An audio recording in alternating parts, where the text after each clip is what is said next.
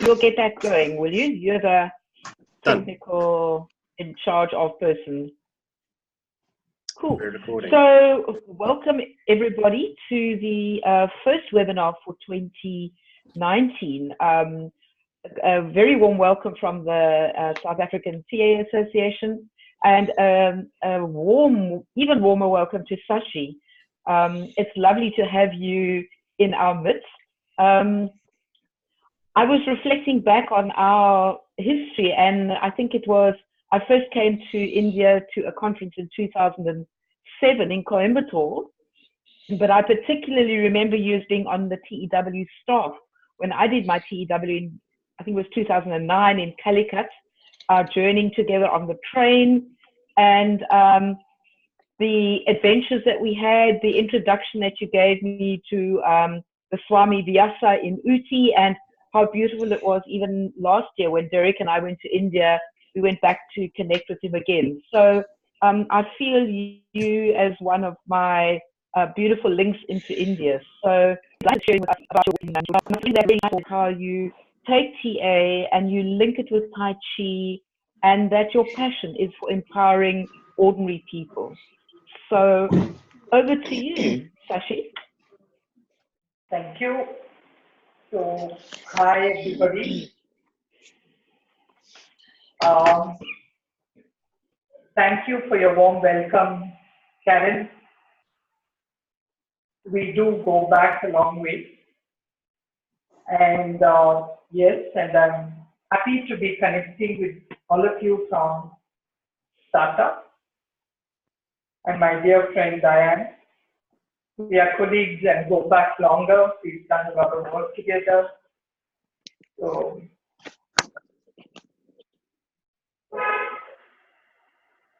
and before I go on, I'd like your permission. I would also be recording this webinar. Is it okay with you all? Yes? Mm-hmm. Yeah. Thank you. And this is for my record and for my organization's record. So I would like to get to know your name. Now I meet you briefly, and then we'll contract.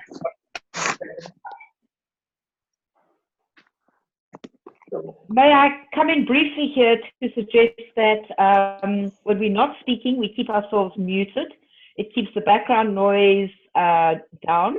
But to have a hot finger to unmute yourself and come in at any point. So don't let that feel you being inhibited. Sorry, I should have mentioned that right at the beginning. Sorry, back to you, Sashi. Yeah.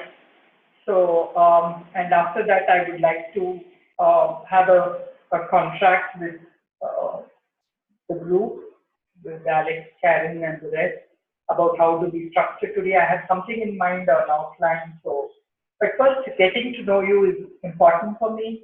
So.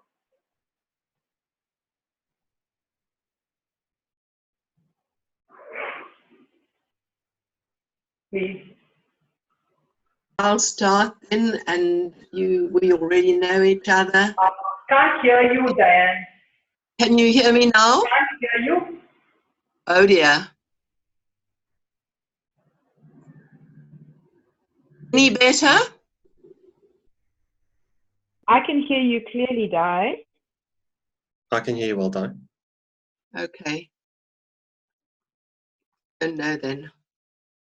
See if Sashi can hear somebody else. Sashi, can you hear me all right? Sashi, it's Alex speaking. Can you hear me? Sashi, it's Alex speaking. Can you hear me? On the left.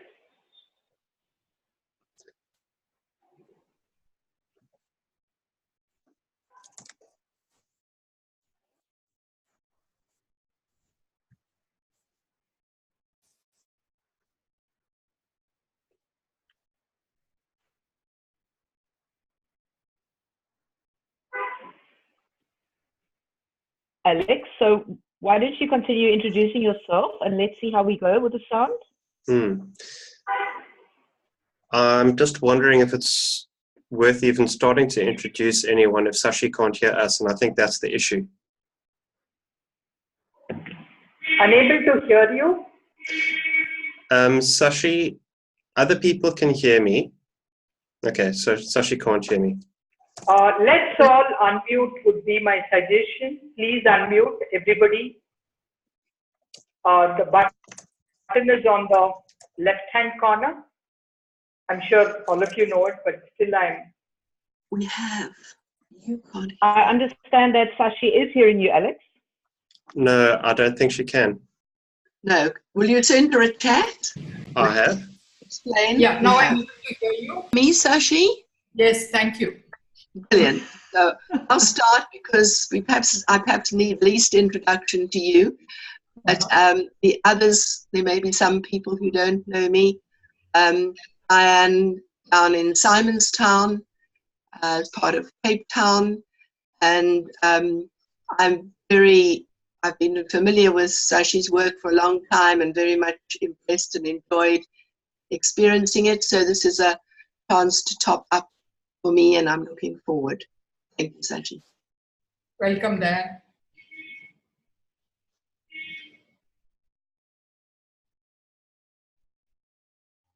Okay, I can go next. Okay.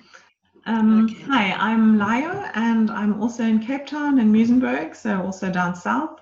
I'm an organizational coach and consultant and member of the SATAA. And a big part of my work is working with diversity and looking at how to work with diversity in a positive and constructive way. And that's why the title of your workshop today really called to me, and I'm really interested in what I can learn from that. Welcome, Leo. Thank you. Leo, right? Layo. Pronouncing your pardon? It's Layo. Layo. Yeah. Hi everyone, I'm Alex. I'm also in Cape Town, in the northern part.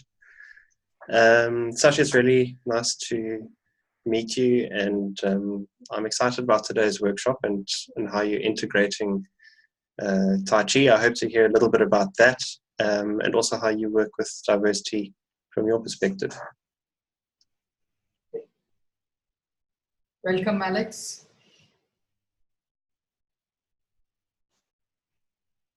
I'll go next. Oh, sorry, Sharon. You go. Okay. I'm Sharon Kalinko. I'm sitting in London. I am very interested in what you have to talk to us about today, Sashi.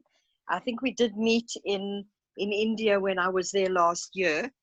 Mm-hmm. And, I'm always interested in any new theory or any new experience or any new contribution to TA. And so that's why I'm here this morning. And I'm looking forward. Welcome, Sharon. Thank you. My name is Sandra, and I think for me what I'm really looking forward to today is just learning more really about transactional analysis. I work as an executive coach and in leadership development, and I've been flirting with TA, but I find it to be such an elegant yet simple yet complex approach to working with people, and I think I'm starting to feel ready to perhaps take this a little bit further, and this topic of diversity is very topical for me in my work at the moment. So yeah, I'm really looking forward to the session. Thank you. Welcome, Sasha. Sandra. Hi everyone, my name is Kirsty. I am a life coach, also based in Cape Town in Pinelands at the moment.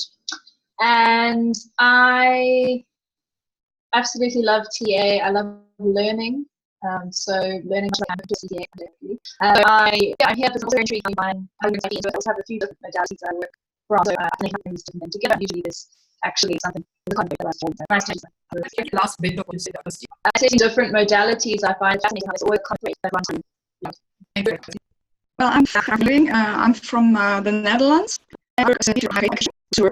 And diversity is just the to say how you try to deal, and that's what I'm looking for. Diversity. Yeah, dealing with diversity. Yeah, it's complex.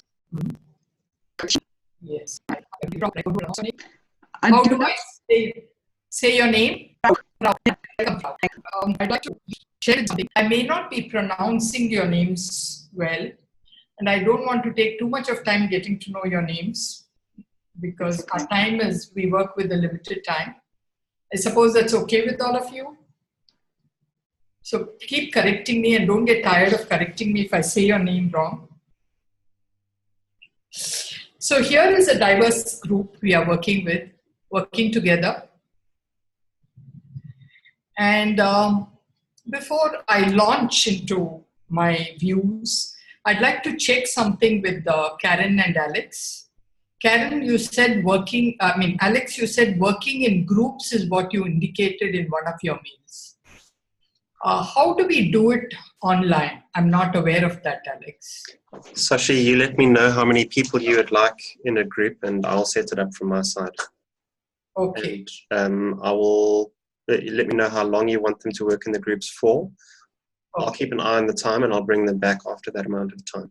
Okay, that's lovely. So you'll take care of that. I will. So what I thought for today, my plan for today, I'll give you my views on diversity and synergy, introduce you to the topic. And after that, I thought we would, there'll be time for questions.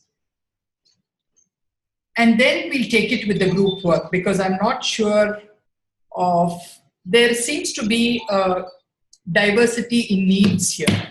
Some of you want to know how I work with Tai Chi and TA. That's one need. And one of you wants to know a little bit about TA. And some are looking at something a little different, I think. So since there is a difference in needs, I thought initially I'll introduce the model that I used to work and introduce the concept from TA and Tai Chi that I work with. And then we can take the next step. Is that okay with you?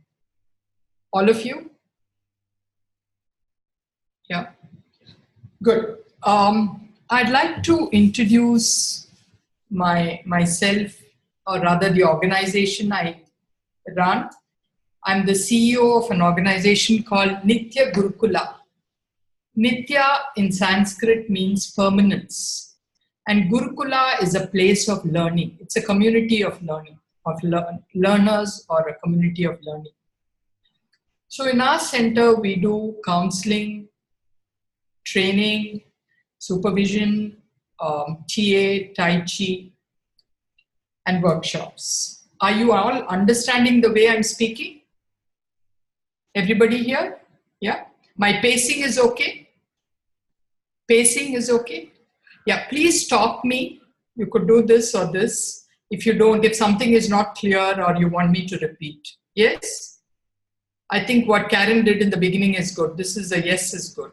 So this would be a yes, this would be a no, and this would also be a no. Are we okay with that? And great, that's lovely to connect with you. And are you okay to doing a bit of Tai Chi online? Yes? Everyone's okay? We can do some sitting Tai Chi.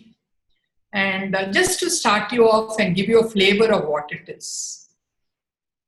And if you have a different need, please don't hesitate to stop me. I have a flexible, pliable schedule for today and it's going to be based on your needs rather than what I would like to give you. Okay. So with that, let me start with introducing my center and myself. I got into this field of TA. We call it people work. We don't call it counseling, training, supervision. Comes under the umbrella of people work. We coined that work because we believe we work with people, for people, by people. It sounds like what Kennedy said in the US, I think when he took over as president, but I think we really mean that. We call it people work. So we bring different diverse services that we do. We call it ourselves a service industry. We bring diverse services under one heading of people work, and a vision sort of holds us together. The vision for my center is the Guru within.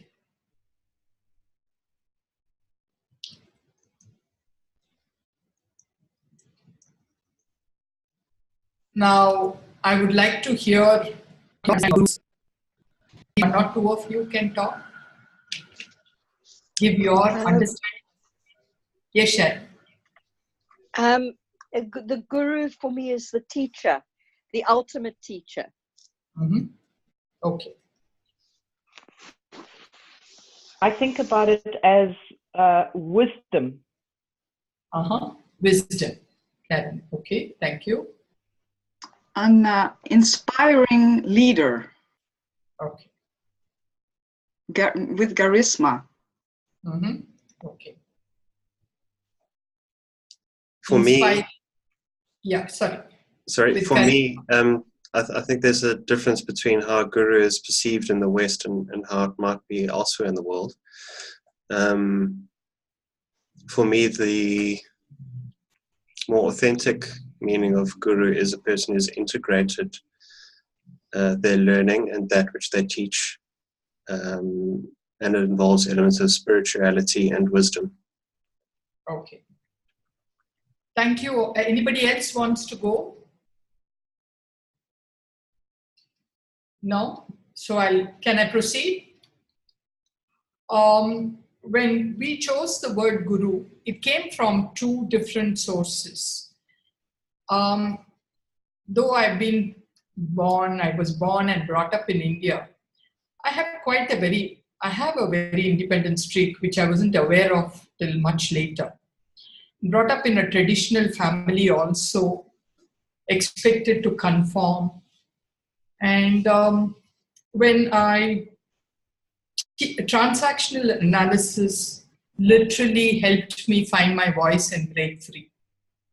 And I'm talking about 38 years back.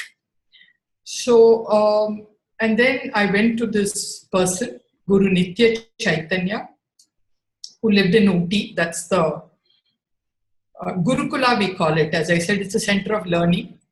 And I was wary of him. He was a psychologist. He had taught in Hawaii, in Stanford, all over the world, in Australia, in the top universities. But I was a little skeptical because of my different experiences with gurus.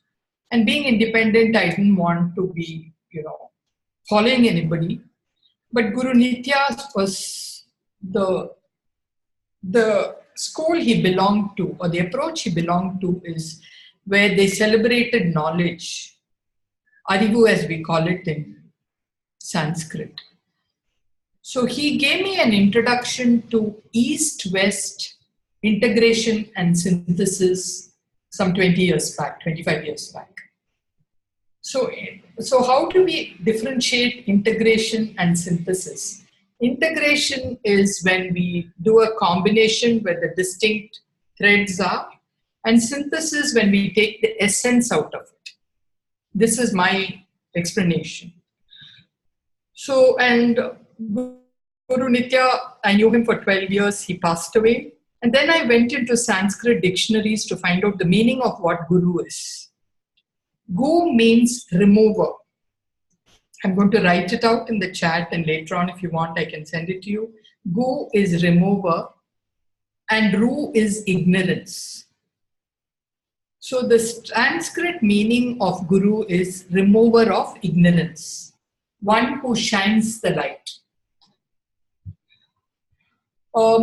In counseling, in training, in supervision, in India, we are a collectivist society as I look at it.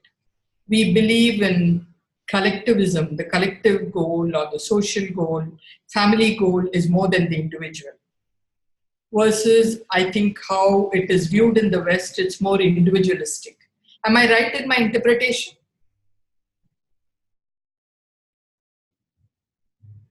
Yes, I can see a few heads shaking. Do you agree with? We are not absolutists in our perspectives, but we integrate.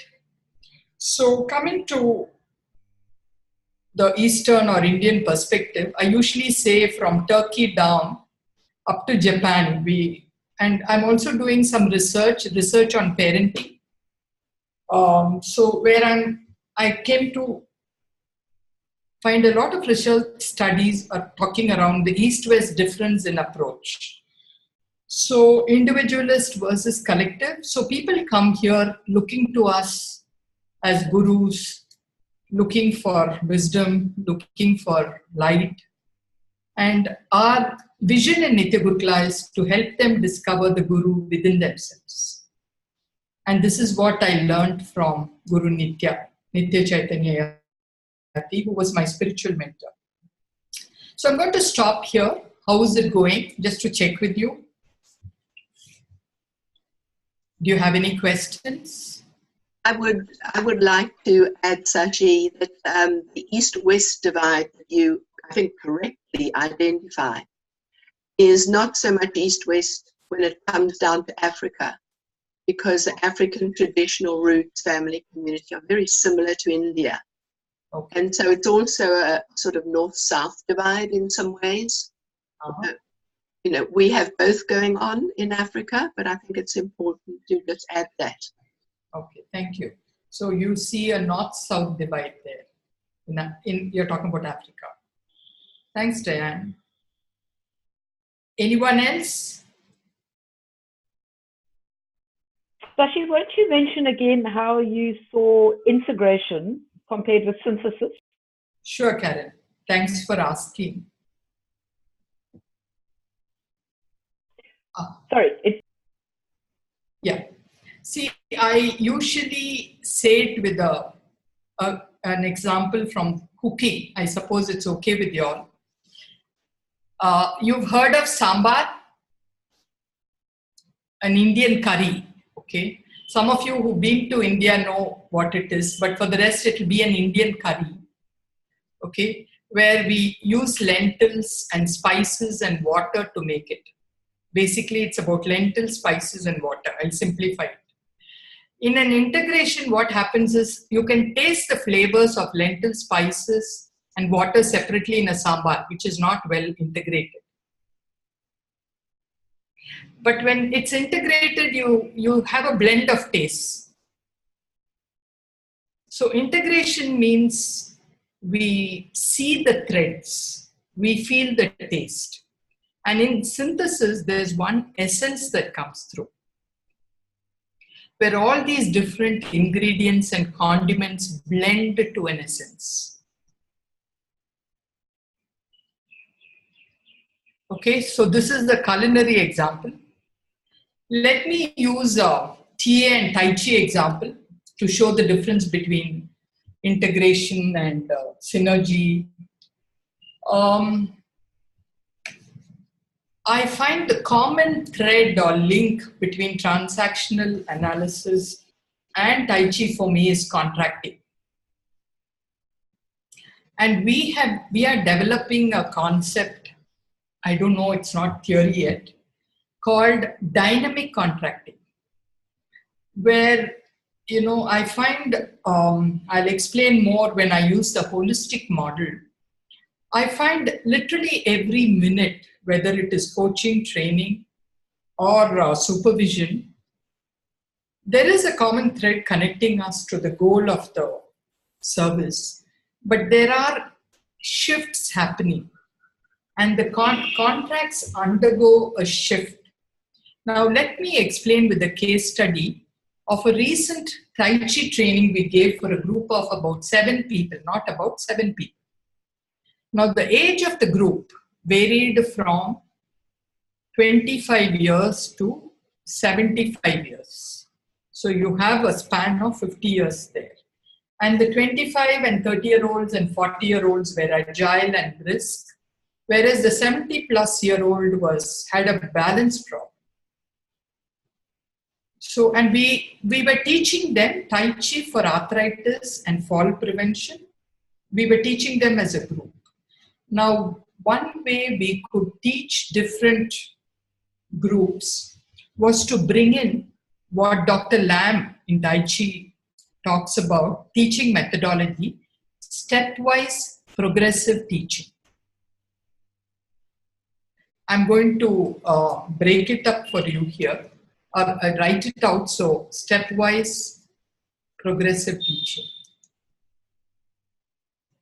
And the reference would be Dr. Lam, Tai Chi for Health Institute. The base is in Singapore and Australia. So to cater to this diverse group, what we did is we contracted initially, and each one had a different contract, and involving them taking responsibility for their health and wellness and their stability was part of our contracting. So contracting is a common thread for me between TA and Tai Chi. And we call it dynamic contracting, as I said, because it doesn't mean that, you know, we are flippant and we go from one to another immediately, changing our contracts. No, the common thread remains. The common thread of okayness, of care, of the values that ITA stands for and we believe in remains. But what differentiates is the methods, the attention, and the focus we give to each of the participants. So this is integration. Now, where does synergy come in? My trainer was a priest in Kerala. I think Karen and Diane would have met him, Father George Kandathil. He used to say 1 + 1 is more than 2. So when two people meet and there is a deep connection, there is a third person or there is another entity involved in evolving, is what Father George said. So he called it a triology. A connection brings the essence of the two and it becomes more than two. Essence of two people and it becomes more. Now here when I talk like this, I know we are shifting into spirituality a little bit. Spirituality for me is not based on any religion or any meaning. It is based on connectiveness, connectedness, and energy flow. Okay. Have I answered your question, Karen? Thanks, Sashi. And I'm thinking how what Father George says is similar to the we-ness as one of the co-creative TA principles that Tudor and Summers speak about. Yeah, sure. The connection is greater than the I and the you. Yeah, sure. So anybody has a question or opinion, or shall I proceed?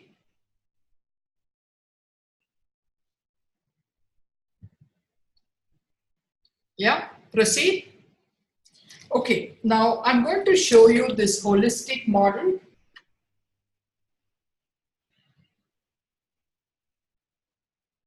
Is it clear?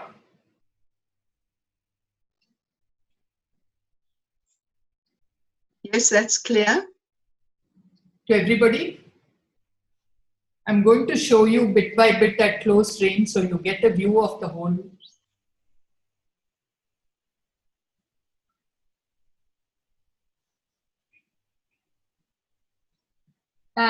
Sorry, if on the top right of your screen it says speaker view, if you click on that, then Sashi's square will be bigger and then you can see it in better detail.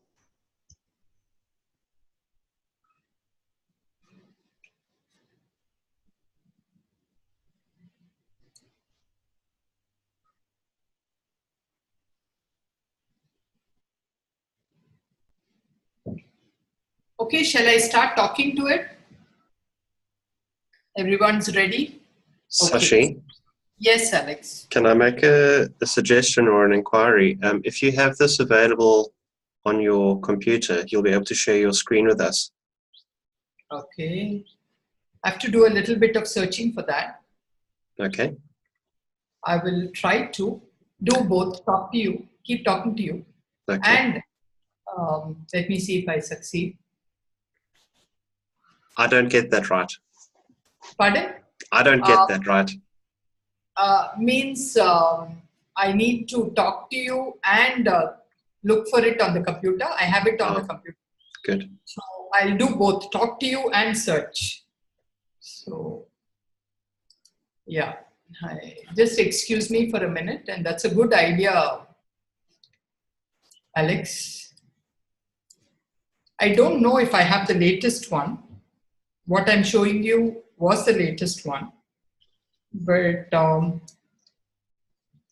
share the old one and look for and send you the ones.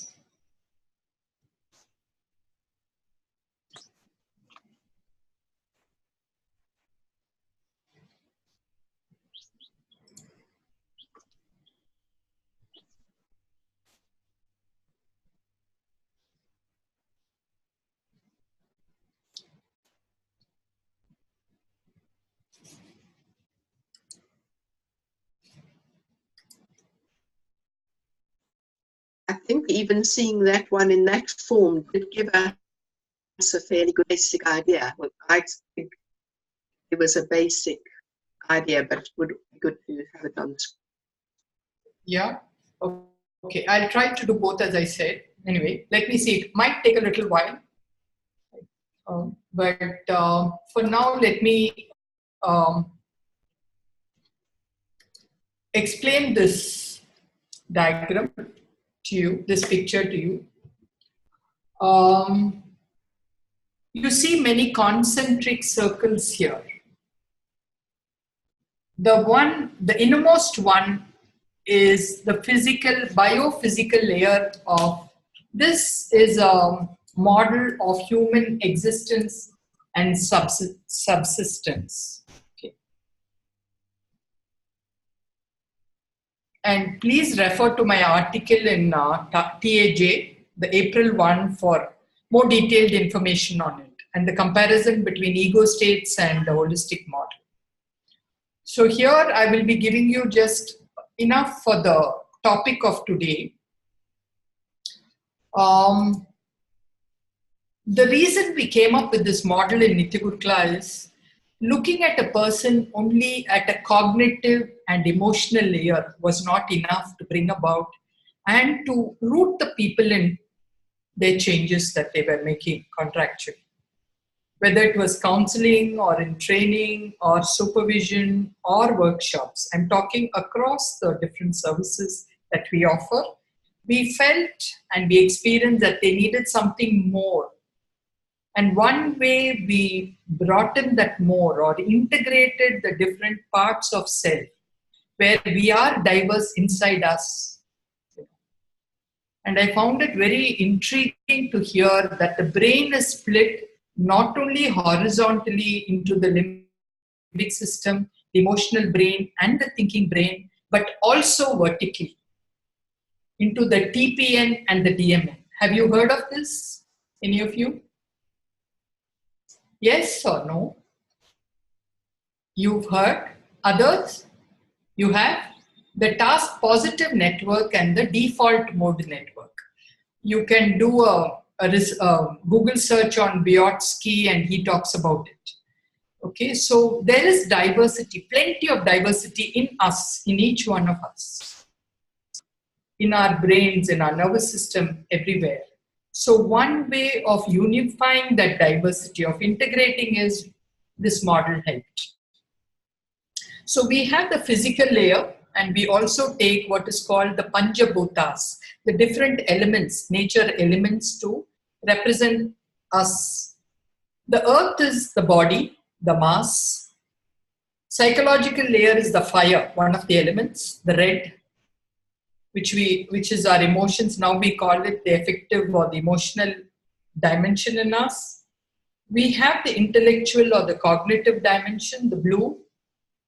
And then we have the behavioral, We gave it as yellow because it's the one that's most manifest or open.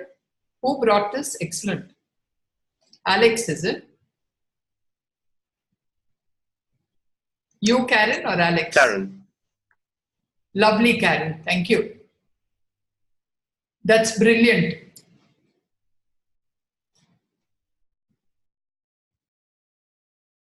Where are we now?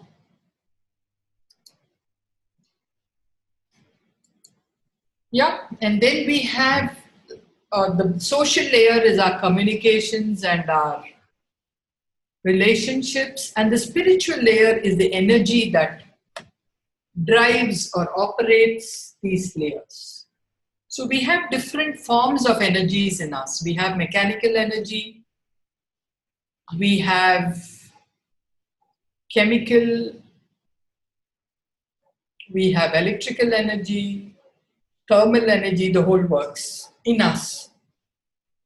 And they are integrated and we operate as one. But the problem, I think, arises, according to me, is because the layers sometimes are not connected with each other. I'll give you an example. From my work in training,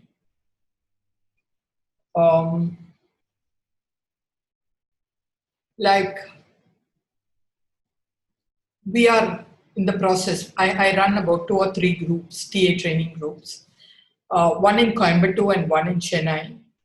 And the other 2 groups are in the process of getting to their exams. So the one in Coimbatore and Chennai, they've been learning, we are with transactional analysis proper now, TA proper. So we have a unique syllabi which we set up in Nitya Gurukula, and we've been using it for years. So in the process of learning, I found that people largely like to keep knowledge at the intellectual layer, as we call it, or the cognitive layer, where we do a lot of thinking about what is redefining, what is discounting, and we're very happy doing that. But to make TA alive, I believe we need to make it come alive in our lives, in our interactions. I'm sure we all are, so we call it application.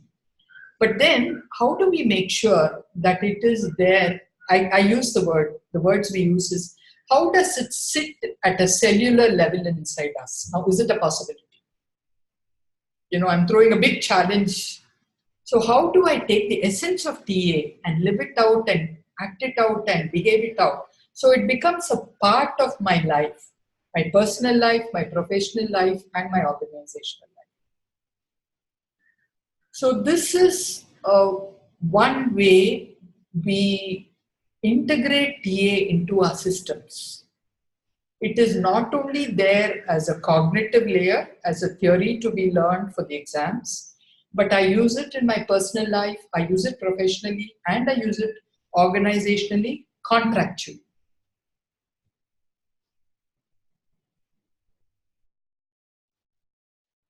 So when I do that, okay, we see the horizontal line here. That is the time line. It is the now. On the left is self, me, I, and on the right is O, the other. Now the vertical line is the timeline. The horizontal line is the present line. And the vertical line, you see the past, the present, and the future. So this time and space are included in the holistic model. Now I'm going to stop here so that it doesn't get theoretically heavy and clogged, and ask you where you are in this journey.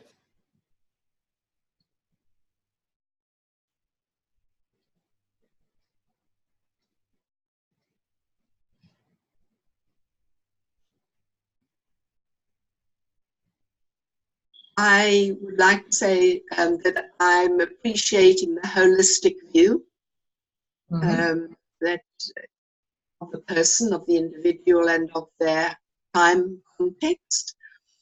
And I'm also wondering whether, and I don't know if this is a distraction, tell me to keep quiet and go away, but if it isn't, how much has the Indian awareness of chakras influenced your thinking? Pardon, Indian system of chakras. Jack? Of chakras.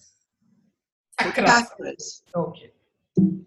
I'm sorry, I took a while to get that right, Diane. Chakras, yeah. Can I take a little bit of time to answer that, Diane? Are you okay with that? Sure. At the outset, I say I'm happy with your question. And the chakras, of course, are very valuable part of, they are energy centers, as we all know.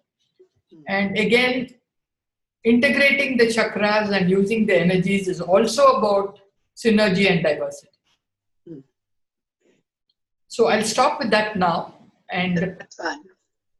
Yeah. Thank you for that lead, Diane. The others? The other members? Yeah, I really like that integrated model, so that holistic model of the human being, and understand the circles and how we've got the physical in the middle and the social on the outside. I just don't quite understand how the timeline fits with that. If you could explain that a little bit. Yeah. Layo, can I take the questions and answer in the end? Is that okay with you? Okay. Yeah. Okay, so you're looking at the timeline. So that way I don't miss out on anyone. Or... Yeah. Thank you. Sorry, Sashi. I missed when you were explaining the model about the elements. You said that earth was in the middle at the physical level, and fire was at the psychological level. Where were the other elements? Yeah, I will explain to you. Elements at the holistic model. I will explain. I'll just take the questions, the feedback end. Thank you. Sure. Thank you, Christy.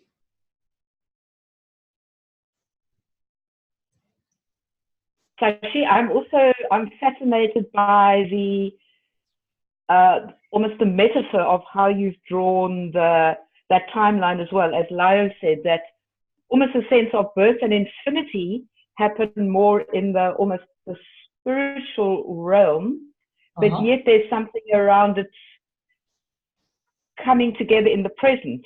And I think, I don't know, maybe this is a bit of a paradox of we're trying to think in dual terms. Duality is, present is different to future and past, but in some sense, I'm guessing they all come together, and actually there's probably no visual diagram that can actually depict that. It's just fascinating me thinking metaphorically what this opens up. Sure. And I will talk to it once I hear from everybody. Dan, Kirsty, has everyone Do you have any question or any experience that you want to share? No? So I can go on. So let me address one by one the questions that came up. Alex, sorry, I left you. I'm good, thank you. Yeah, so you're okay with what's happening till now? Yeah. Yeah, so let me first, I'll deal with the chakras later. I look at the timeline and what it means in the model. Can we have the model back, Karen, by your whatever you do? I'm not that savvy yet. Yeah. Now,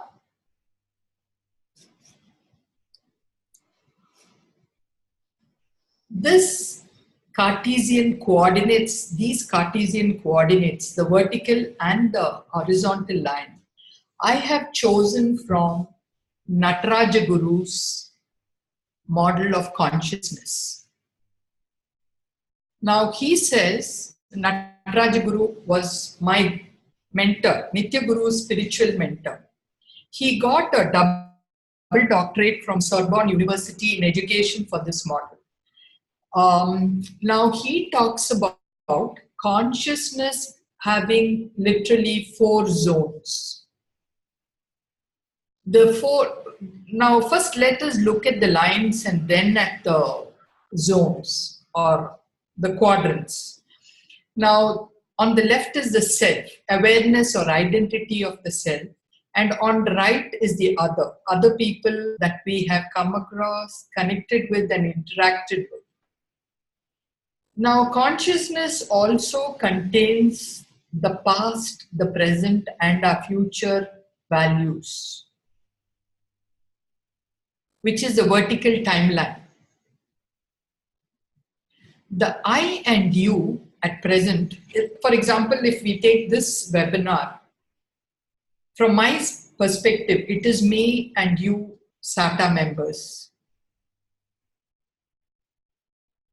And I'm not sure whether Frok is a member of SATA. Are you, Frok? Member of the IDTA. ITA. Yeah. Okay. IDTA. IDTA. Okay. Yeah. So, see, for example, from your perspective, you yourself would be on the left and the other would be me and the others.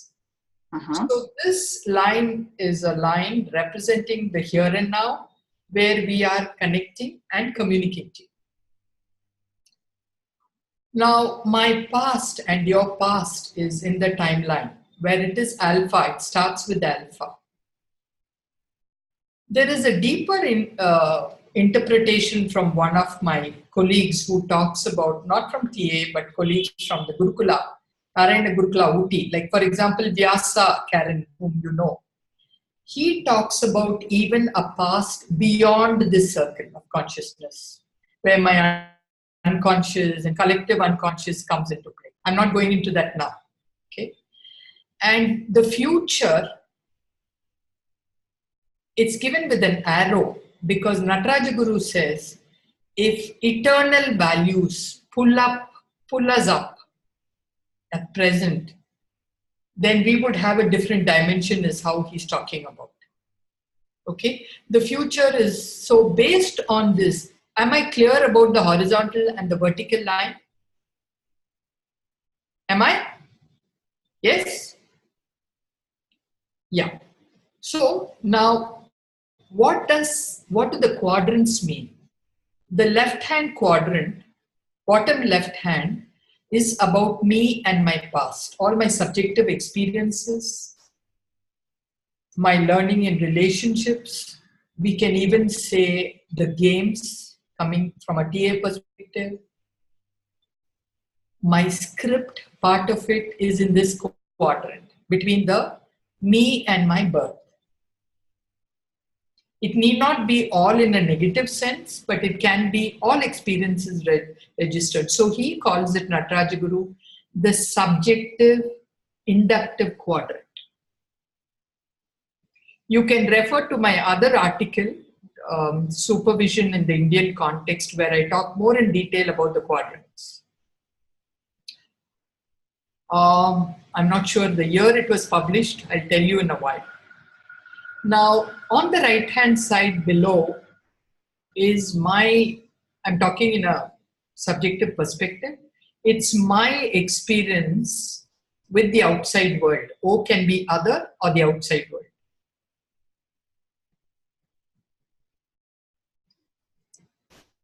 My learnings, my understanding about others, the context, the environment comes into this space, this quadrant. Now on the left-hand side, top left-hand side, between me, self and the future, is the daydreaming quadrant, according to Nataraja Guru, where we have our dreams about people and others, about what I want to achieve, what I want to be, etc. And this quadrant on the right top is what I call and what he calls the objective deductive quadrant. Objective because I make decisions about myself, my future, what I need, my contracting, based on my values and my learnings. So contracts ideally could be from this quadrant, but they could be pulled by the psychological dimension of the quadrant on the left, and also the daydreams on the top left.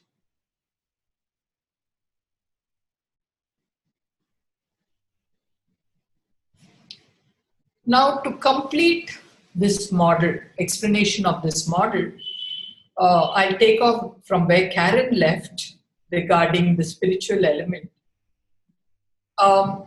According to Nataraja Guru, and I totally agree with him, and this is also about integrating and synergizing diversity. He says, when the self, me, and the other, you, I'm giving you as an example, my past, my present, and my future integrate and blend into a now, which is the present here in the center. I'm repeating, when me, the other, you, our past, different and collective past, and our future integrate and blend in the moment, he says, optimization of goals and activity happens. So there is a blending of different elements into one common center. A synergy happens. The energy from the different layers combine together. Physical, otherwise our cognitive layer operates separately, emotions can be separate, bodily we might have. So integration of self in time and space with others. And this is what Csikszentmihalyi mentions as the flow state. I'm sure you're all aware of Csikszentmihalyi. So when that happens, we are in the center point.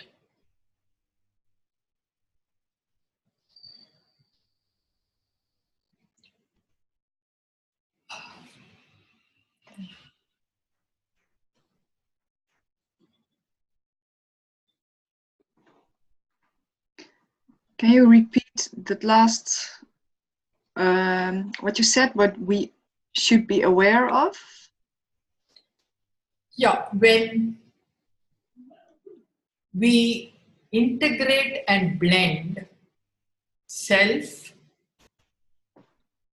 views of others, our common goal, shared goal, Yeah. and our histories, essence from our histories. We cannot blend all our histories. The essence from our histories which has brought us to this moment. When we integrate and synergize and work towards a common goal, Nataraja Guru calls it an eternal present happens, which is the center here. He calls it an absolutist present or an eternal present. So it is not my way, or as an example only I'm saying it's not your way. It becomes our way, and it's our way for a common goal, which is the arrow. So in TA contracting, working with people, whether it is counseling, training, or supervision, this could be operationalized.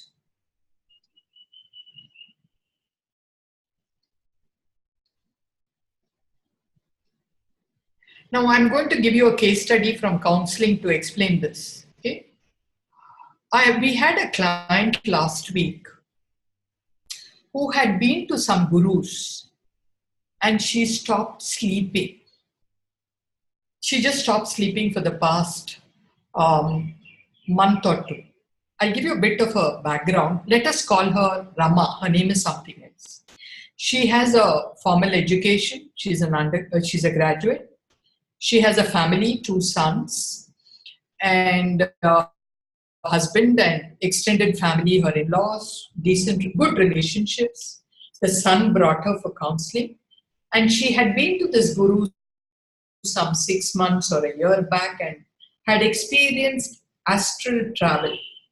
And then she was disturbed with this astral travel, and she was brought for, then she went to another guru who gave her another form of meditation which further disturbed her a lot, and she just stopped sleeping and started having panic attacks. Now, I am a CTA in counseling, planning to take up a TSTA, and I'm also a TSTA in education. So coming from a counseling perspective, when I was working with her, she described, and she knew what she was experiencing, what was happening in her body, what was happening with her mind. And she says, I know it all, but I'm just not able to sleep. And my question to her was, of course, what do you need? The usual contracting process. But then I asked her a question. What are you escaping from when you sought these gurus? We call them swamis here. Now my question shook her up. So she just sat up and she said, I'm not escaping anything. I knew very well what I was doing, Very confident, apparently confident. So I kept repeating my question in this tone. I said, what were you escaping from? And suddenly the walls broke and she started crying. She said, I've never had affection from my mother, and my family, lot of trauma, accumulated trauma.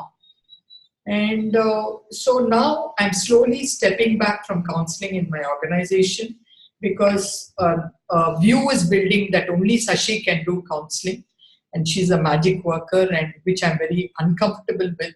I don't want to become another guru in the center. So slowly stepping back and letting people, we have about 10 of us, 10, 12 of them who are capable, who are experiential. So they started entering the field. So I have a co-counselor when I work. So she asked me, how did you get there, that point where you picked up that she was escaping something which she didn't know what she was escaping? How did you get there? So I told her it's a blend of intuition and logic cognition, which says for somebody to go to these gurus, if it is not an intentional process, but if we go to get out of where we are, it means that we are running away from something. But rather than use the word running away, my question was, what were you escaping? And of course, further contracting during the end of the session, to keep in touch with my colleague to find out how she's sleeping, how she's getting better. It was only one session. So how did I do that intervention? I go back to Byrne, who says, cure first and treat later. And he says in the first few seconds, the cure must have happened, should have happened, and the treatment continues. Now, I'm not being grandiose here, but when we learn to integrate our cognition, our emotions, our behaviors, our body, and our energy, first there is an integration, there is a synergy happening. Then when we connect with our clients at a very deep level, cognition level, and a shared history, we are able to guide them to a common goal. So this is an example of, and we use time and space to work with. Now, how do we use time? Here, I'm taking her back in history and asking her what happened in the past. My question, what were you escaping, took her to deeper recesses of time and space. The context of her mother, who did not connect with her, and the context of a mother-in-law who was over-connected, but so connected that she took over her life. And similarly, her husband. So a lot of history came out, a context came out, the time came out in this process. And she got that aha moment, where she said, yes, I didn't realize I was escaping, but I was. So to make sense to my colleagues, my co-counselors and trainers, that not only Sashi can do this magic, but it's open field. The way I operate is I make meaning of my inner processes, and I use the holistic model, I use the ego states, I used energy to make the connection, so that I'm not so, they don't think that only I can do certain things. And the validation that's happening for my approach, our approach in Nitya Gurukula, is a few of them are making differences in people's lives. Of course, I with supervision from me and some of my colleagues. So I'm going to assume that you're understanding this. And I'm going to go to the next questions, because we are also working with time here. There's one thing I like to add here, which might be a sort of a challenge to a lot of people who think we manage time. In Nitya Gurukula, I confront people, and I confront myself when I say we manage time. Can we manage time really?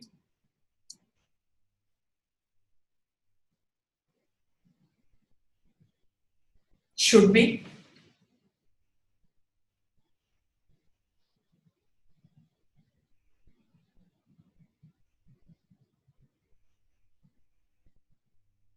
I'm not trying to be clever here. I'd say we can manage ourselves in relation to time, but time is not something that we have any control over. Yeah, beautiful, Alex. We can manage ourselves with time. We can flow with time. We can regulate ourselves in time. So when we manage time, and in India, we are always in a hurry, but never reach early. Usually, that's what we do. And we have a number of reasons, our boundaries, etc., etc. So that's, I think, because we try to manage time. We forget to manage ourselves or regulate ourselves in time. So I think time is an important aspect. I don't know how important it is in South Africa and rest of the world, UK and Netherlands. But here, it's very important for us to learn to flow with time. So that timeline helps us. Yeah. So the next question is the elements and the model, right? So Karen, please give me a hand in getting the model. Yeah. So earth, brown, emotions, fire, red, blue is the cognitive layer, which is like water, which flows.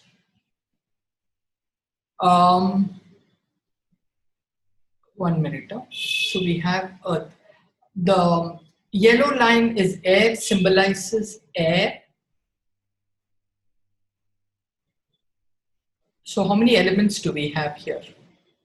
1, 2, 3, 4. 5 is ether.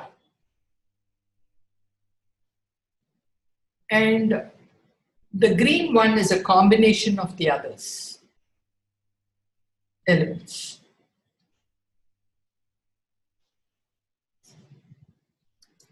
Okay. So going back to the next question is regarding, Karen, can I have the, yeah. Then going to the chat, the next question is elements and holistic model, spiritual line and dualities.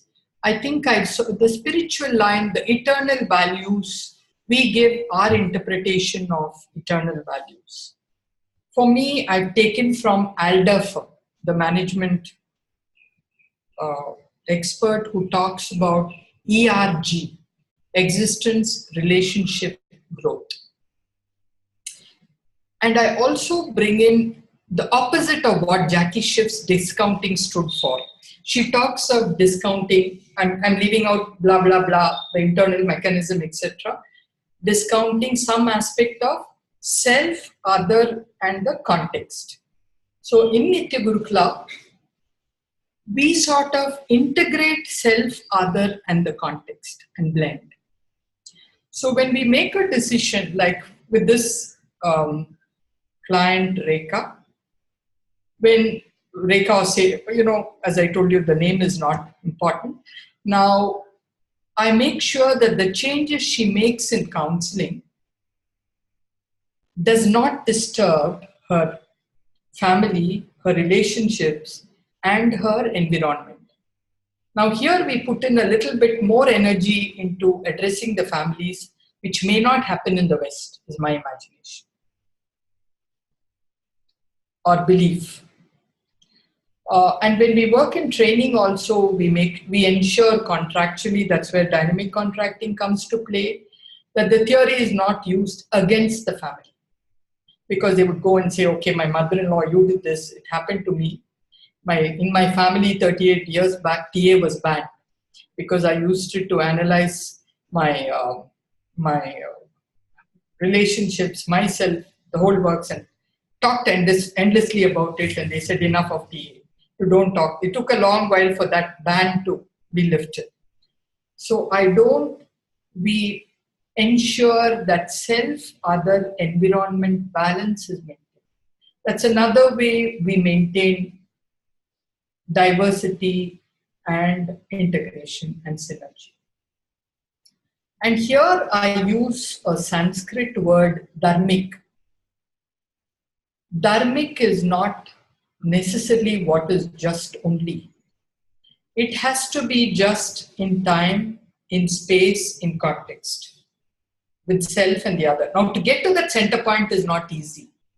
So what I invite my trainees to do in TA training would be invite them to do what is called critical thinking. I'm going to put it on the chat. Deep thinking, reflective thinking, or critical thinking. I'm sure you would have heard of it. My interpretation of what is difficult, deep or critical thinking would be to integrate the different layers within self, to integrate our emotions, to integrate our thinking, our values, our social values, cultural values, contextual values, to integrate and blend them. It's an ongoing process, not an all-on-one process, and then synergy happens. And when we work contractually with values, I believe that the effort is pulled by the contract, as I would say. If you imagine that arrow in the holistic model, are you picturing that? The arrow? The contractual goal is the arrow with the values. And if that is clear, and I operate on that with our shared backgrounds, etc., I believe we would be operationalizing and movement happens. And too much of effort on my part is not needed as a counselor or trainer. So dharmic would be not a righteousness from the hexagon, the redefining hexagon, but a righteous path where our shared values come into play. Now there would be a question, what when there is a difference in values? Now in this case where I said there was a difference in values, not between me and the client. When we made, her goal was to be clear, to be functional, to have clarity, etc., individually and in the family. To get her sleep back was the first goal she had. But when I suggested that she also long-term goal could be looking for a job, doing something outside the sphere of family and her comfort zone, she immediately came up with, my husband would never allow it. So here is a context where his values are different from what mine are. So maybe I told her, now let's work with it when it comes, the time comes. First you get your sleep, your confidence, your physical wellness. Let us, your identity, let us integrate you as a person. And then we'll go to next. Maybe if he is open and she's open, we might have to do a family intervention to see if we can come to a common minimum program. May work, may not work. So this work also means working with uncertainty. And that's where dynamic contracting comes in. Okay, I'm going to stop with this and ask for questions if you have any.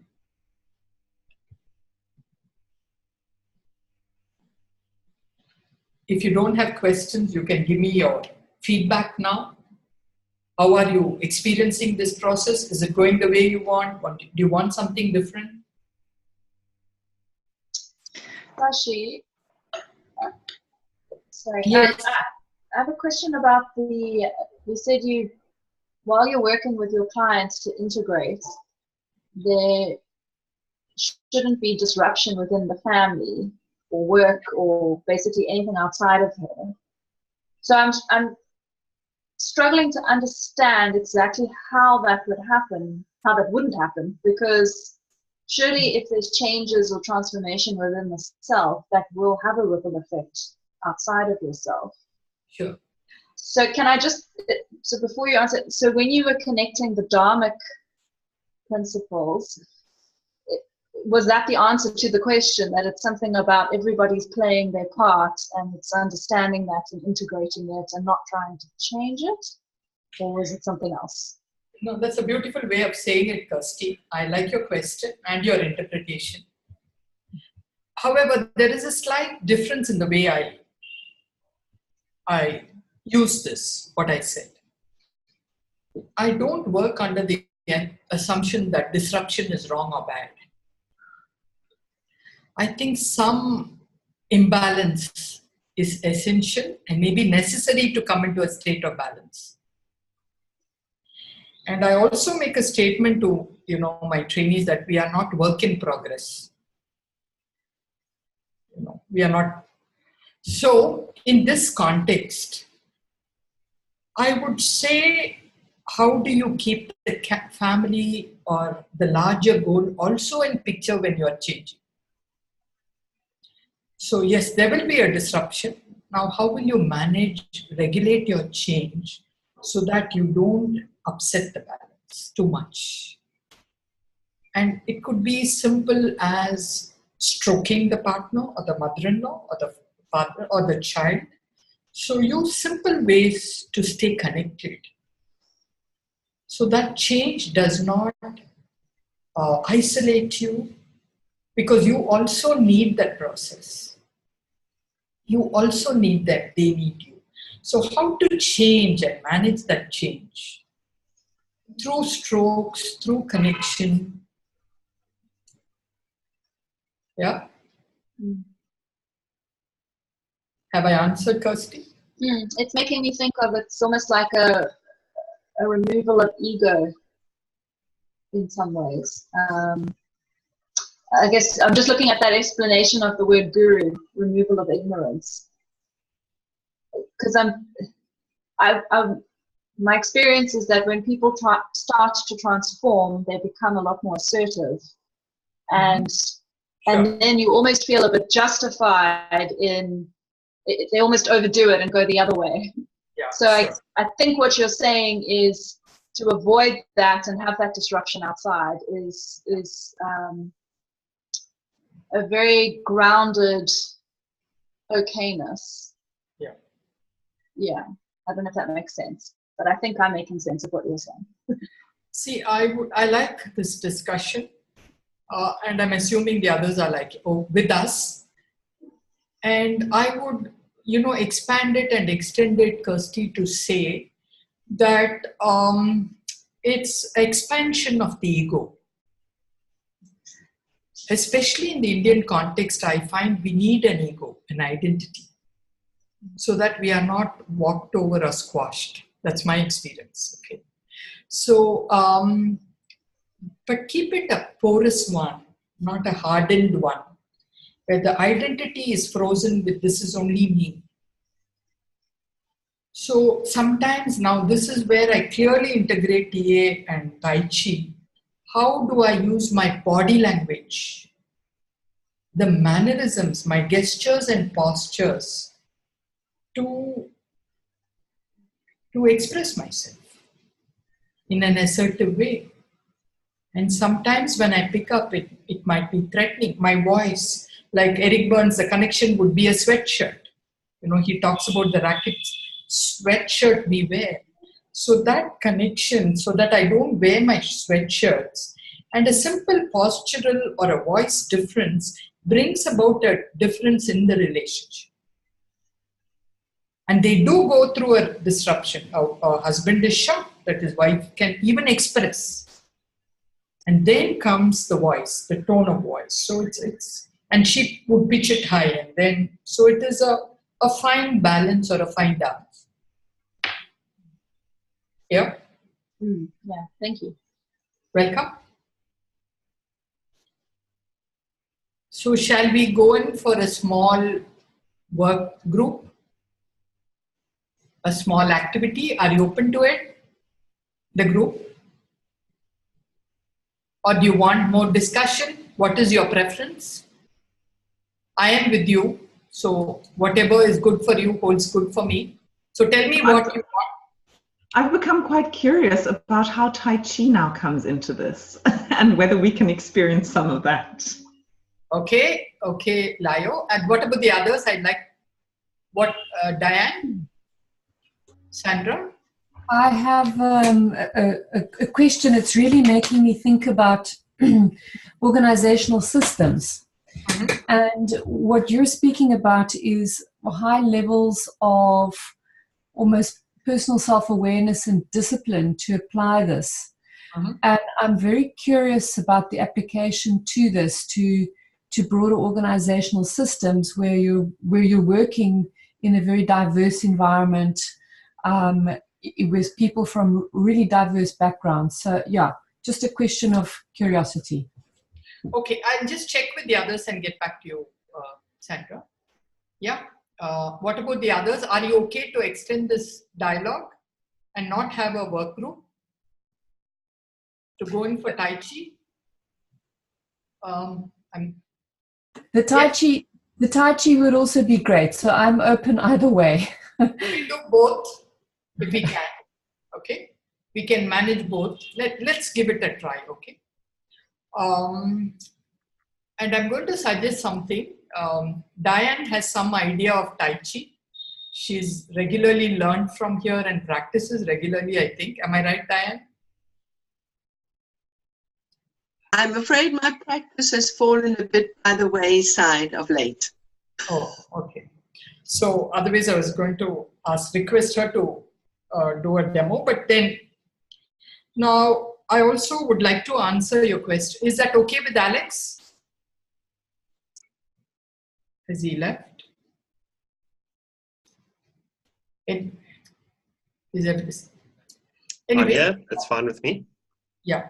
I just wanted to give a heads up on the time. We have half an hour left. And because of my own schedule, I can't stay past 12, and so I can't record after 12. Yeah. And also I need to go. I have to get back to the center. We don't have power there, so I came home to do this webinar. So I also have to get moving. So I'll make it brief, but I think Sandra's question gave me a lead to respond. Now, the holistic model can be used for organizations also. We are using it. There is a physical space in an organization, which would be the body, the earth element. Emotional resonance is spoken about in organizations. So what sort of emotions are experienced in organizations, exchanged, how, the pattern, etc. What are the cognitive, the beliefs, the knowledge? How does the organization work and value knowledge? Historical and present. Then comes the behaviors. Is there a pattern that is typical for the organization? We explore. I'm going to give a small example with this. what are the sort of interactions we have, and how is the energy level in the organization. Now, I'll talk about Nitya Gurukula, the center I run. Now, physically, people enjoy our space because it was built by an architect from Auroville, the Aurobindo Ashram in Pondicherry. And I had one request to her. Can you build a building with healing infused in it? So after I told her, I said, how crazy can I be to give her such a request? But she made it happen, There's a good wind flow, I think, and the people like it and enjoy it. And so the space gives us a sense of warmth and security. The elements are combined. The only thing I objected was she had a water body. So I objected, saying there'll be mosquitoes. We have plenty of mosquitoes. There'll be breeding grounds, but she overruled and went ahead. So we have a good space, a workable space in Nitya Gurukula. And we make sure we keep it uncluttered and free for people to come and enjoy our space. Now, at an emotional level, all emotions are encouraged, led. And we work, one more integration I do is a simple concept of energy, burns energy of bound, unbound, and free. Can we all do it together? It will be fun. Bound energy is like this. When we compress in the ego stage, but we can use it for the whole system. Unbound is impulsively it comes up. And intentional movement is free energy. I mean, that's a monkey on a tree, what he uses. So in Nitya Gurukula, we invite people to make our behaviors, expression, intentional, conscious. As a CEO, I call myself the head and the tail of the organization. Head because I head the responsibilities, the values, holding it together. And the tail because I do any sort of work, which is unusual in India, or not very usual in India. We like to keep our designations and let others do the work. So we chip in. So at the cognitive and emotional level, a conscious expression of emotions are invited, welcomed, and ensured between us and with each other and with our clients. And socially also, there are some behaviors, and we also adapt the principles, the values of ITA to the T. We sort of, the way we use it is we read them, we internalize them, we talk about them, we exchange, and it's a big part of our training and how we function in our organization. And to end it, earlier on, it was a very sort of, we were all sitting very seriously and, so I asked them, because we are doing work, people work, doesn't mean we have to be so serious and stiff about our work. So now is going to start the Tai Chi training, or it's called the Spirit Training by Dr. Lam. We can do it here. Can you see me? Where we smile at each other. Now let us, in this group, smile at one another. Look at each one and smile. With hands going this way. This way or this way. Can we see the hands and I'm looking at Alex and smiling. Hi, Alex. Hi, Diane.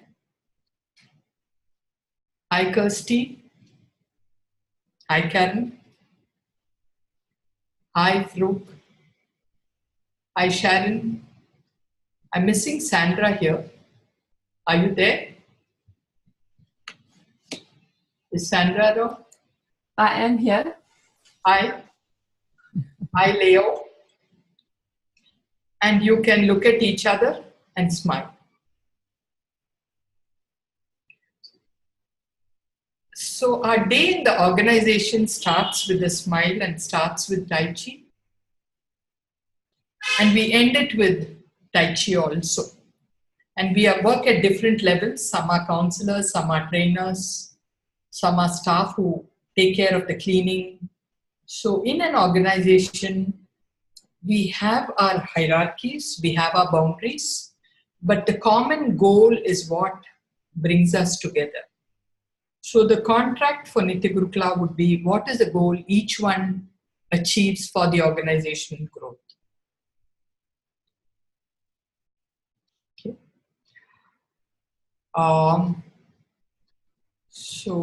And I want to add one thing about the Guru, which I learned from Nitya Guru, my mentor. He said, a Guru, remember, is a vessel holding the Guru principle, remover of ignorance. Don't assume and confuse your identity with the vessel, he said. I mean, he said it in a different way. So you hold the principle. You can be the principle, but you are not always the principle. Yeah. So with that, I'm going to end this discussion and we'll get into Tai Chi. Are we ready for it? Yes, everyone? Good. I invite you all to switch on your volumes. So I don't think there's any noise here. If there is, we can switch it off. And the reason is I want a quick response if you're experiencing any discomfort or anything else. Let me see who all is here. Yeah, I'm having a picture of you now. So we'll start with the posture. And before the posture, we'll go into understanding a brief about Tai Chi. So tell me what you know about Tai Chi. And let me add to it. There's Yes, movement. sir. Pardon? There is movement. Movement, yes. It's a form of exercise. It's a flow. One movement, it never stops, it flows, as I've experienced it many years ago. Okay, movement, flow. Good. Anything else? It's about energy. Gaining energy, okay.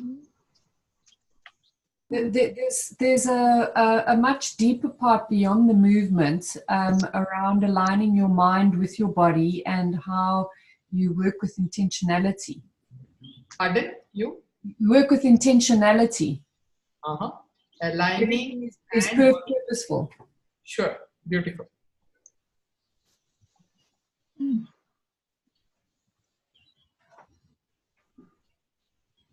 Is there anything else we can add or can I continue? It's okay. Okay. So Tai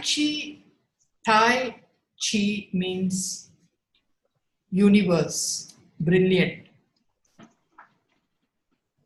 Some also understand or explain it as a universal energy.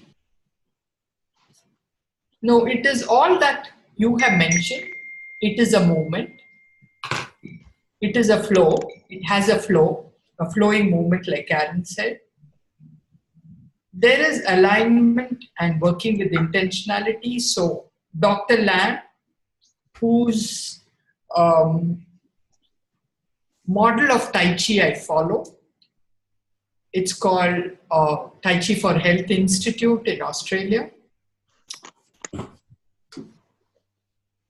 Now he says what makes Tai Chi really Tai Chi and differentiates it from others are its principles, essential principles, some of which we are going to practice now.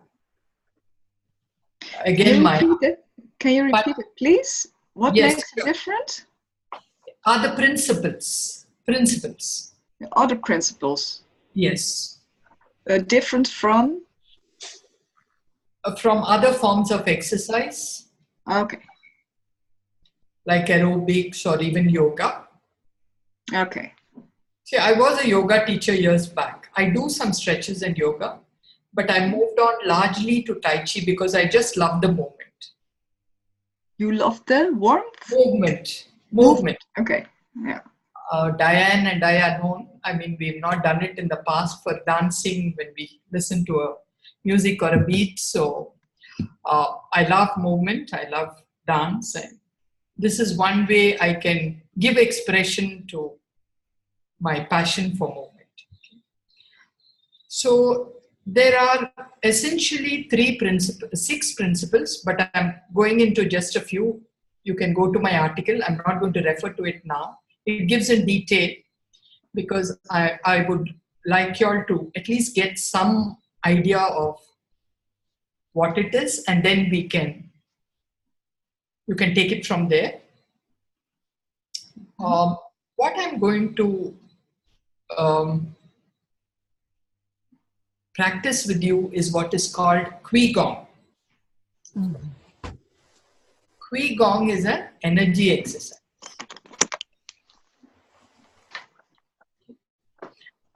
What Dr. Lam teaches us is aligning the body, mind, spirit, and the breath. That's where intentionality comes in, like what you said, Sandra. Okay. So, shall we start? Are we ready? So, first, since we are sitting, and it's better, we'll have a better vision if we are sitting. Visually, it's better. I would like us to do Tai Chi from the chairs. And I'll make a small note at the end to say how we could stand up also and do. So I would like your feet to be shoulder width apart. Yeah. And you can come in front of your seat if necessary. I'm sitting on a ball. You're sitting on a? On a ball. Ball. So I want you to be careful. So, you can imagine it, but please be careful on a ball. Ground your feet. Keep your feet in the ground. We call it grounding. This is not from lab. This is from our own. Ground the feet so that they sink in. Don't tighten it, ground it. Have you grounded it? Which means you feel the ground beneath your feet. Have you? No. Yes or no? I would like to hear your voices. Yes. Yes. Yeah. Good. Now, upright posture, as upright as possible. Don't be uncomfortable. Upright. Upright. Upright. Upright. Okay. Yeah. Shoulders relaxed. And hands sort of again relaxed. If you're standing, they hang by your sides. If you're sitting, you can have them on your lap. So what are the three norms for sitting and standing? One would be feet grounded, feet shoulder width apart, grounded. And then upright, backbone as straight as possible. For some, it may be difficult, so don't be in a hurry to straighten it. Slowly, shoulders relaxed, hands by your side. Are you comfortable? And just check if your head is looking straight ahead and not down or up. You can look at me. Adjust your chair to look at me because I would be. So if you stand up and do this along with the breathing, it's called the posture of eternity. It's called the posture of eternity. Okay. Now I'm going to stand up and demonstrate for you so that you could see. Can you see me? All of you? Yes. 3 finger width below the navel and 3 finger width inside this, from this space, is what we have the dantian, D-A-N-T-E-A, the power center. Power center. Now in that dantian, we store energy and use it when required. We can also have use the concept of bound, unbound, free energy here. We can store energy and use it when required. Like when we have a low, the energy that we store up, it's not only psychic energy. I use the word pranic energy or the life force as Clarkson talks about. Physis would be the common thread between Tai Chi and TA. Okay. So this, we breathe. Now we are going into dantian breathing. Are you ready? Yes? Yes. Now first we would do a simple breathing. where we breathe in and just expand our whole body. Breathe out and effortlessly, don't have to do any tough things with your body. Breathe in, expand the body. Focus, fix your gaze ahead. Breathe in, expand. Breathe out, contract. Without too much of movement. Good. Once again, breathe in, expand. Breathe out. You can slowly make your body concave. One more time, breathe in, expand. Breathe out, contract. Staying in an upright position, one or two of you tell me how you feel.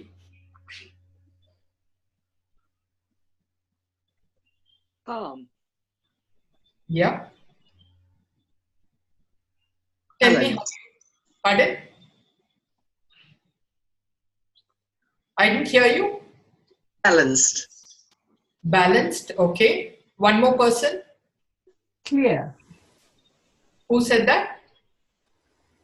Clear. Anybody uncomfortable here? Any pain or discomfort? I feel a bit cold. Okay. Are you in a conditioned room, air conditioned or something? Sorry? Are you in an air conditioned or where the temperature is regulated? No, it's just the temperature's just dropped here today. Okay. Are you comfortable doing what we are doing? Yes. You are? Okay. So the next comes the Dantian breathing. First was ordinary breathing. I make it real quick. In the Dantian breathing, the space below the navel I pointed out, that area, when you breathe in, you expand. And when you breathe out, we raise our pelvic floor. Anus, perineum and urinary passage. That area we raise. Are we ready to do it? Yes? So breathe in, expand your lower belly. Breathe out and raise your pelvic floor. Breathe in, expand.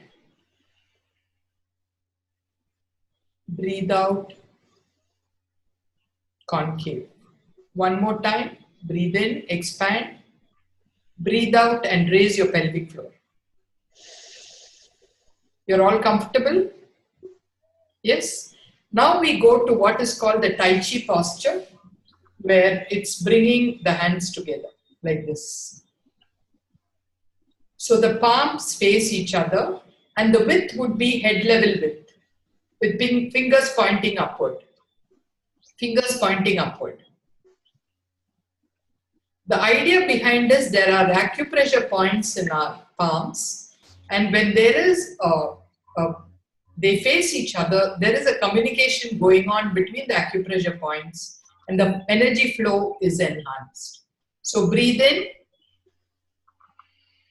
breathe out, raise your pelvic floor, breathe in, breathe out, breathe in, and breathe out. Hands down. Now I'm just going to show you. Can you see me? Yes. I'm going to show you how to bring the hands. Hands are on the thighs. You bring the hands straight up and you bring it up like this when you're standing up. It has to be your head width pointing up. Now we are going to do what is called open and close. Breathe in and open. Not too wide, only your shoulder width apart. Only your shoulder width. Breathe out, closer. Only your head width. Breathe in. Breathe out. Breathe in. And breathe out.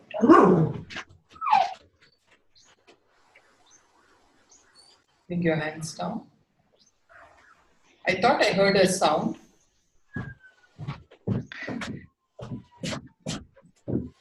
I hope Layo hasn't fallen.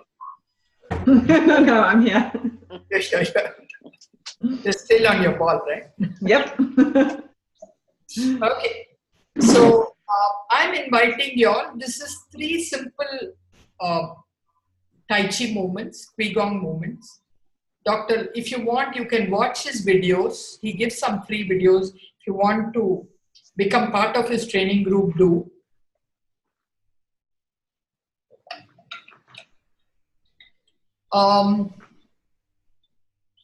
I find, I'll end with this case study. There was a guy who was highly depressed and couldn't do much work.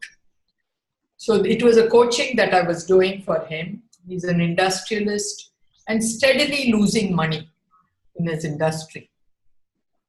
So open and close with breathing. He did 15 minutes of it, and the whole approach changed slowly, and he's a different person now. One of the things he did was open and close with the breathing. I've given it to you in a simplistic way, why I choose certain things because of time constraint. So let's see how we can, expand this. Go through my article, please. And if you have questions, you can mail me. With this, I'm going to close my talk. And I'm inviting your feedback because that's important for me. And also, if you need this chat, let me know. I will send it to what I've noted down, other than the recording. I can send it to Alex and he can pass it on to the group members.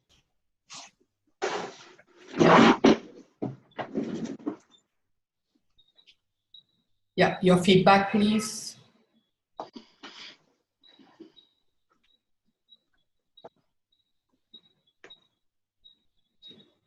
Okay, I'll go first. Mm-hmm. I enjoy the way you teach, and the way you pace yourself, and make sure that everybody's with you and that everybody understands, and that you stay in contact with the group. I really enjoy that. Thank you. And your material's been very interesting.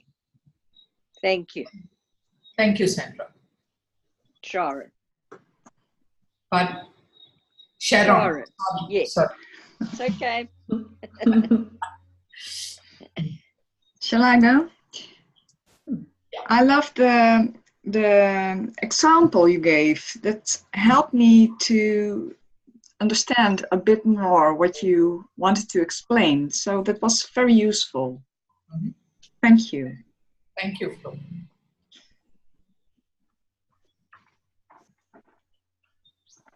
Yeah, I also really enjoyed the examples and the discussions, and it all felt quite, you spoke about flow at some point. It felt like we were sort of all going with the flow with this together and exploring where this webinar takes us, which was really interesting for me to witness and be with. So yeah, I think you've opened up something there. Thank you. Thank you. Yeah, thank you very much. It's been wonderful. I really enjoyed the model. I'd not seen the article before, and the model, I think, is hugely mind-bending if one really was to apply oneself to it. And I think that I have a suspicion we just scratched the tip of the iceberg with it. So my curiosity has been opened up. Thank you very much. It's been lovely. Thank you, Sandra.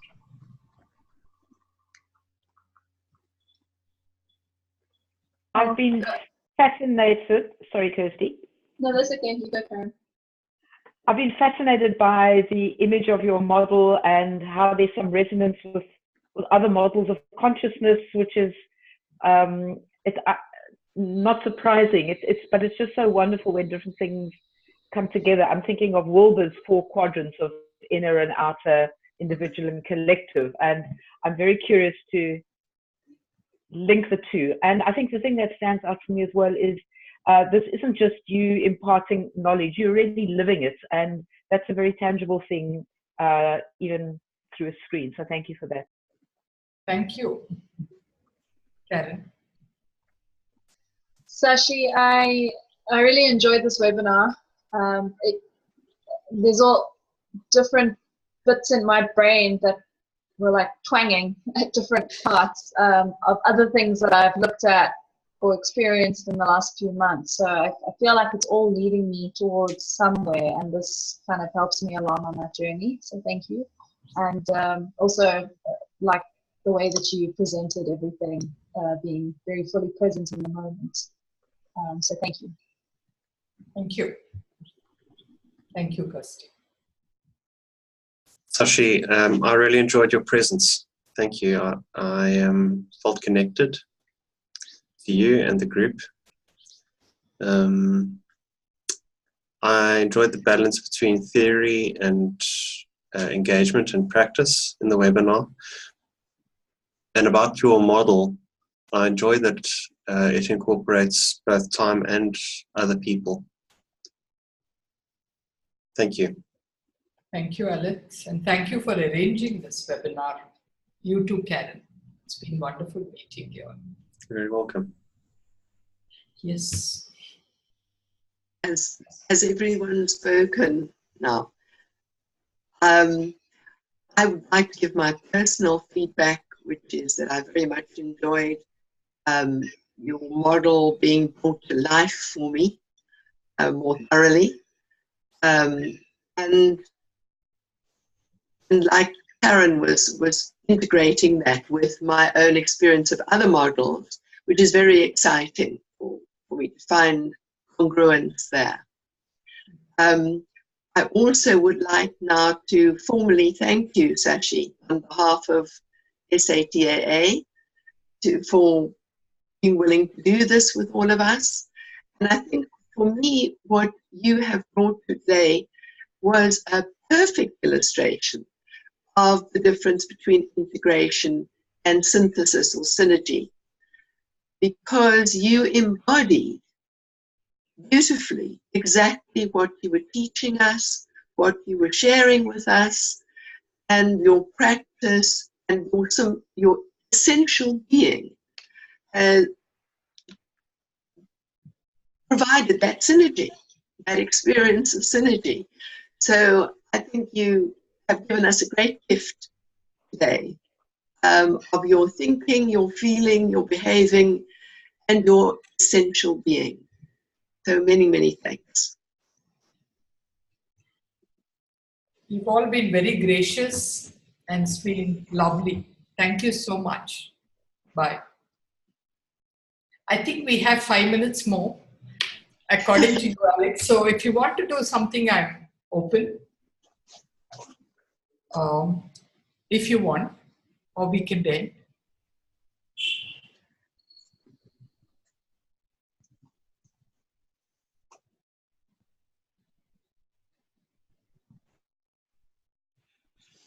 Sashi, I'm curious about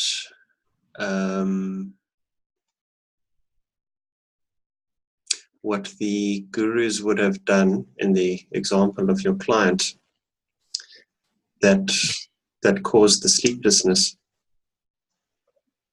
I could guess for my mentor. The other gurus would tell them that it's normal, or found, asked her to continue with it and given it a spiritual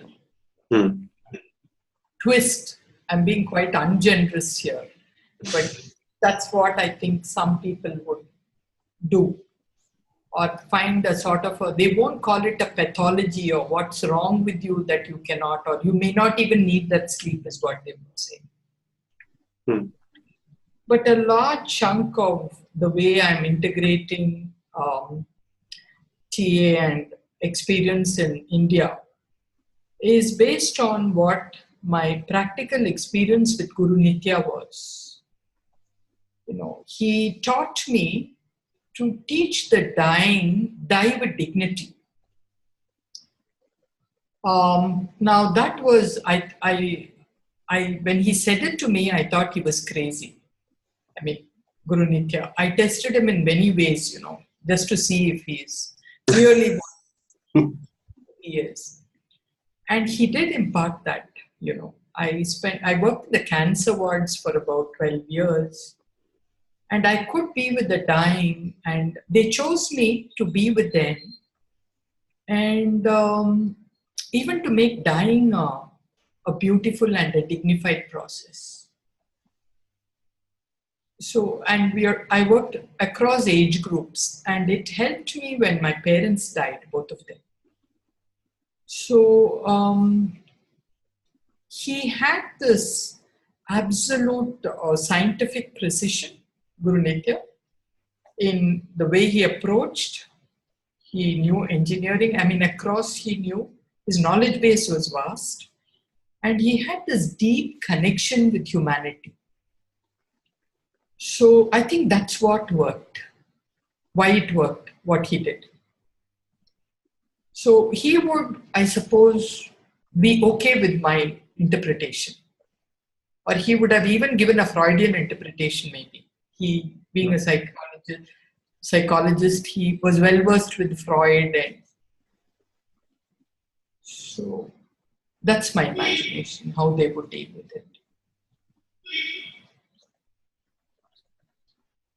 Yeah.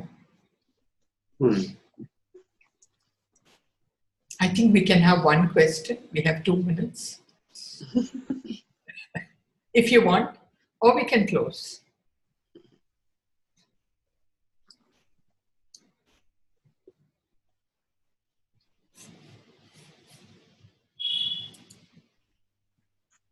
I'm feeling as if I've had a very rich meal, and I am feeling very satisfied personally, and that it's time for digestion. Okay, fine. So I'm going to close the Tai Chi way, where the 4 fingers on the left hand stands for strength. This is humility. This is strength. Fist is strength. This is unity and humility, and we bring it together. So we don't take too much of a bow. We just nod our head. So it's been a wonderful time with you all. Thank you. Thank you. Thank you. Bye. Thank you.